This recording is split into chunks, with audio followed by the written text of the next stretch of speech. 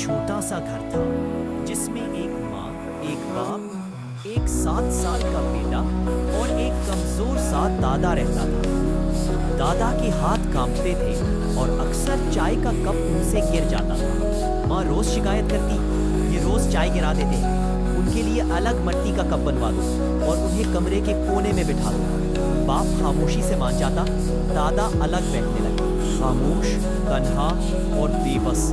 मगर वो नन्हा सा बेटा, वो हर दिन दादा को देखता रहा, खामोशी से, दिल में एक सवाल, एक दर्द लिए। एक दिन वो 2 मिट्टी के कप ले आया और माँ बाप से कहने लगा, अम्मी, अब्बू, ये आप दोनों के लिए है। जब आप भी बूढ़े हो जाएंगे तो मैं भी आपके लिए ऐसे ही कप रखूंगा।